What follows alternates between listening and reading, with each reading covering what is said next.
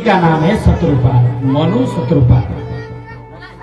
मनु मानवों के राजा हैं। वे 2 पुत्र 3 कन्याएं। उन्हीं से फिर धीरे धीरे सारा पृथ्वी में जनता प्रजाओं का विस्तार हुआ। प्रिय व्रत माने अच्छा व्रत, अच्छा व्रतों को जो धारण करते हैं। उत्तानपाद यानी कि संसार में समाज में जिनका स्थान ऊंचा से उत्तानपाद का पहला विवाह सुनीति से हुआ था। सुनीति माने अच्छे नीतिवान जो है, अच्छा नीति जिनके पास में हो वो सुनीति है। जो केवल रुचि, बढ़िया खाना है, बढ़िया पहनना है, श्रृंगार करना है, मार्केट में जाना है, 10,000 का 20,000 का साड़ी पहनना है, खाली बढ़िया पहनना है, बढ़िया दिखाना है ना, बढ़िया खाना है, लेकिन उनके पास में अच्छा गुण, अच्छा व्यवहार नहीं है। ऐसे लोगों को सुरुचि कहा है। राजा उत्तानपाद का 2 पत्नियां थी, सुरुचि, सुनीति और सुरुचि। पहले तो सुनीति से विवाह किए तो कोई संतान नहीं हुआ। सुनीति के कहने पर उन्होंने दूसरा विवाह किया सुरुचि से, और सुरुचि के बस में हो गए राजा उत्तानपाद। इसलिए सुरुचि के बातों में आकर के सुनीति को त्याग दिया। सुनीति जाकर के नगर के बाहर एक झोपड़ी बना करके वहां रहने लगे। फिर दैवत उनका एक पुत्र हुआ सुनीति का, उनका नाम हुआ ध्रुव। ध्रुव शब्द का अर्थ है अखंड प्रतिज्ञा, भीष्म प्रतिज्ञा माने दृढ़ रहना अपना लक्ष्य स्तर पे। और सुरुचि का भी एक पुत्र हुआ उत्तम, उत्तम, केवल उत्तम नहीं, तमोगुणों से उत्पन्न होने वाला।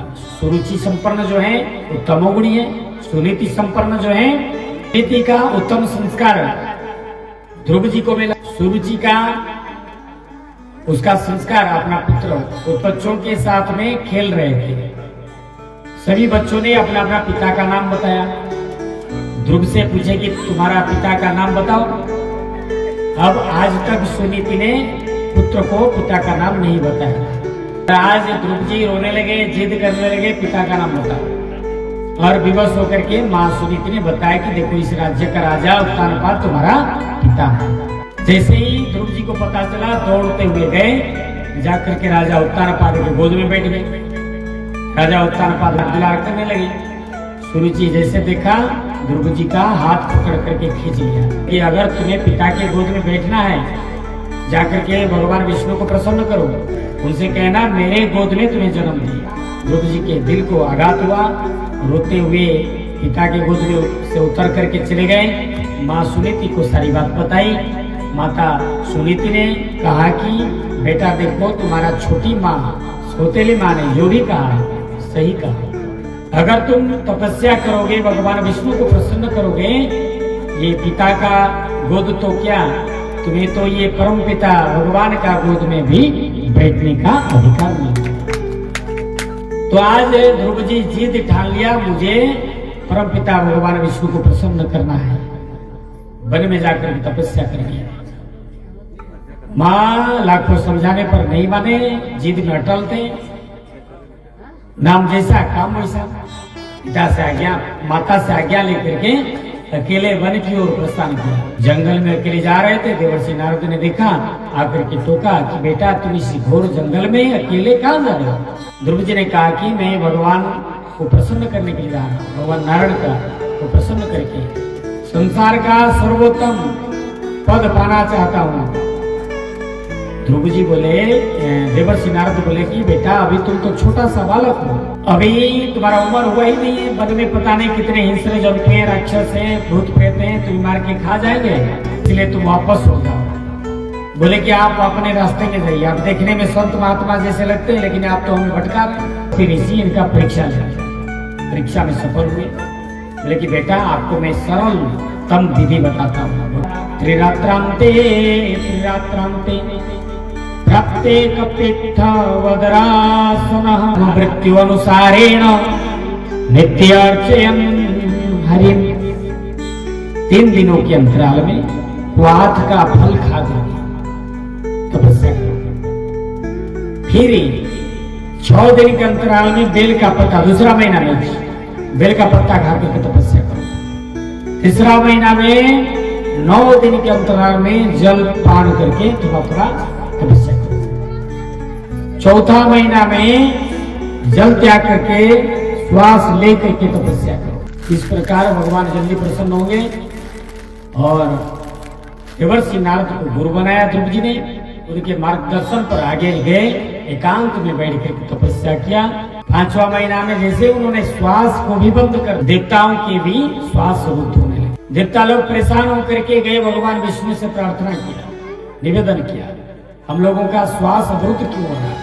तो भगवान विष्णु ने कहा कि आप चिंता मत करो, मेरा परम प्रिय भक्त ध्रुव जी की तपस्या का फलस्वरूप ऐसा होगा। अभी मैं जाकर के ध्रुव को दर्शन देता हूँ और फिर आप लोगों का श्वास।